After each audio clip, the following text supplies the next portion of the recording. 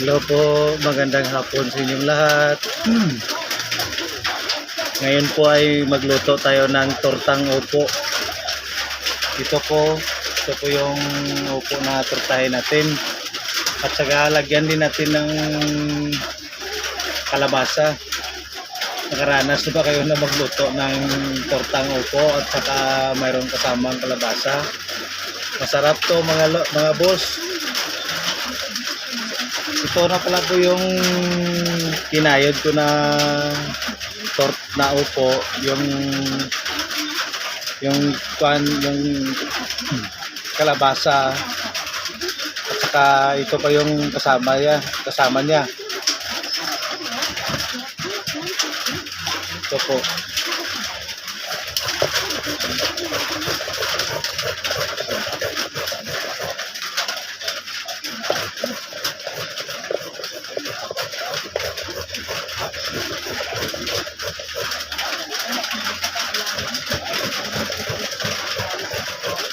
Hinati lang po natin itong upo kasi wala pa po itong liso. Wala pa pong mga kwantong sa loob niyo. Maganda to kasi bagong-bago to. Kaya gagawin nating torta. Subukan niyo na magluto ng ganito. Tortang upo.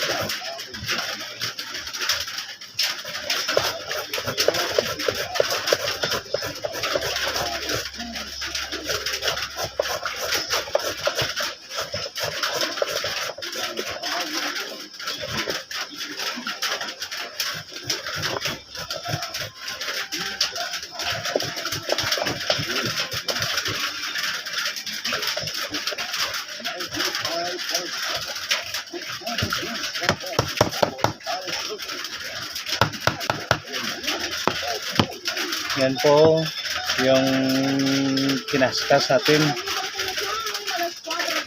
Subukan nyo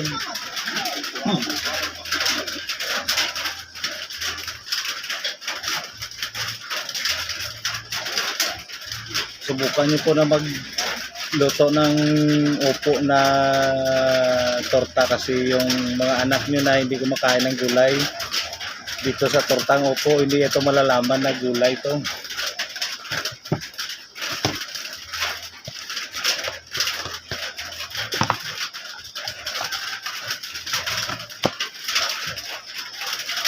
Yan po, marami isang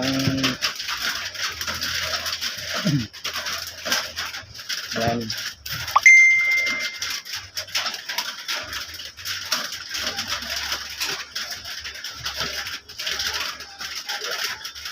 Kahit na ganito karami yung upo na kinayod nyo, walang problema po ito pag natimplahan nyo, kasi pag hindi nyo ito naubos na lutuin ngayong gabi, ngayong hapon o ngayong umaga, mamayang tanghali o bukas ng umaga, pwede nyo pa rin ito lutuin. Lagay nyo lang sa rep, hindi po ito masisira.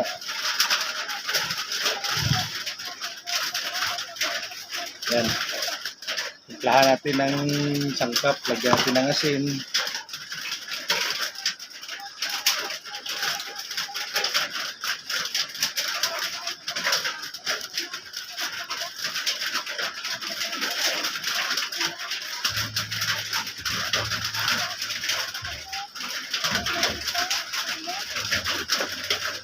Ito po yung pinababawal na technique.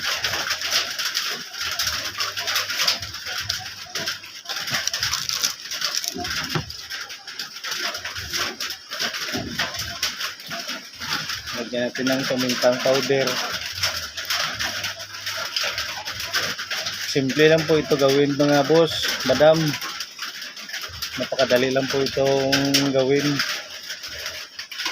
Sa hindi pa naka-try na magluto ng tortang upo, subukan nyo. Ako, experiment ko man lang itong ginawa. Sinubukan ko na gawing torta yung upo. Kasi pag tinapang nilagay ko yung kasama ko rito, hindi magkain. Kaya sinubukan ko na torta yung gagawin.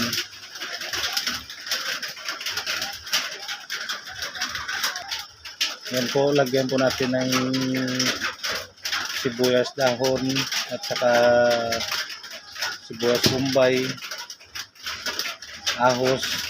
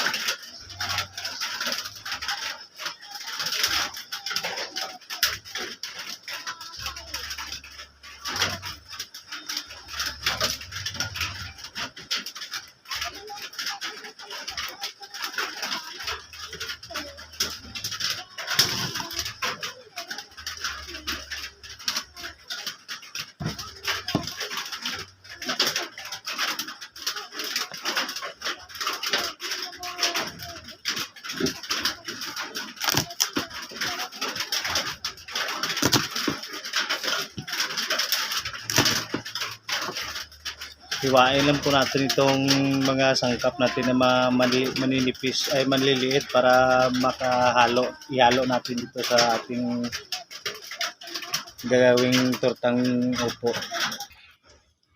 Lagyan na natin ng sangkap.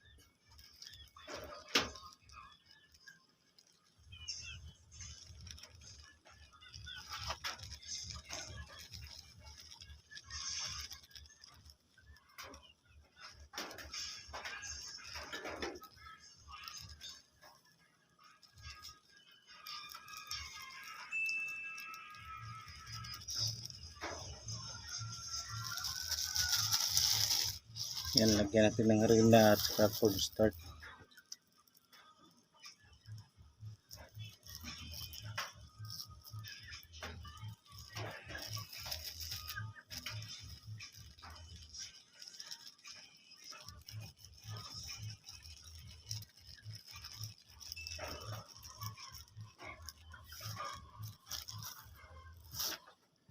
Yan, mikos-mikos na natin, mikos-mikos.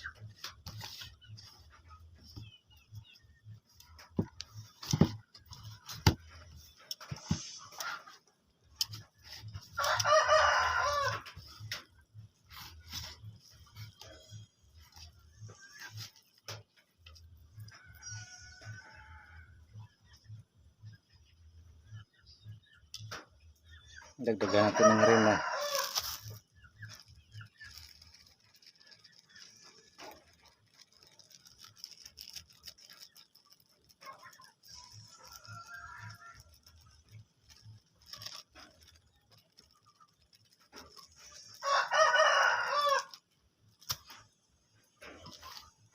Mikos-mikos.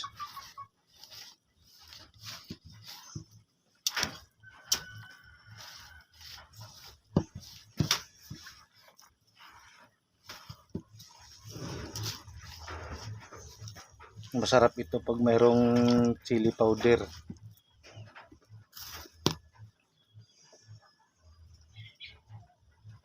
Medyo anghang yung timplada niya.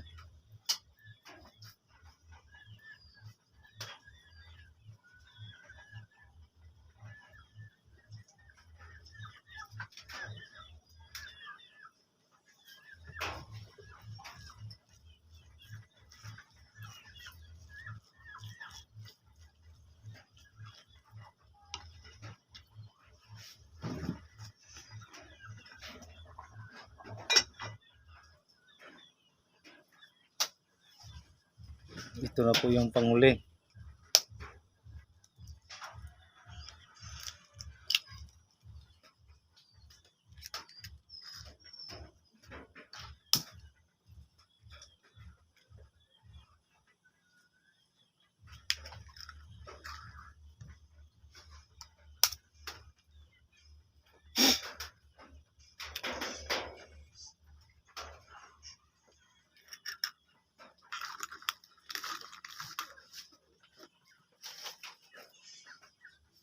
Kasi marami, tatlong itlog yung nilagay natin.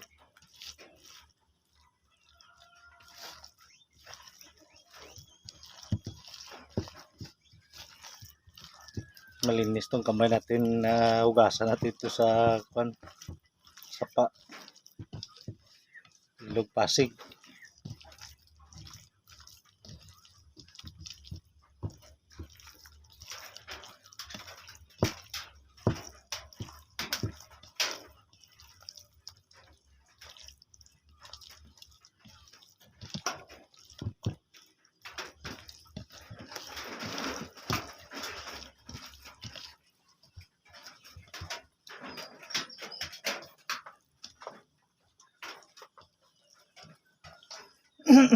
Kayo na po magtsansang pagtimpla nyo kung gaano ka kuan yung timplada nyo.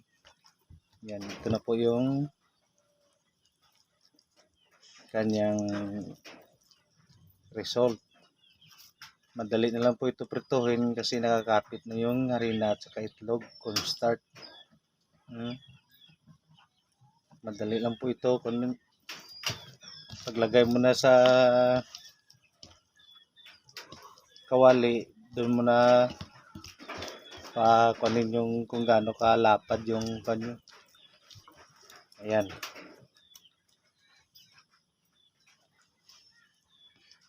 Yan po, okay na.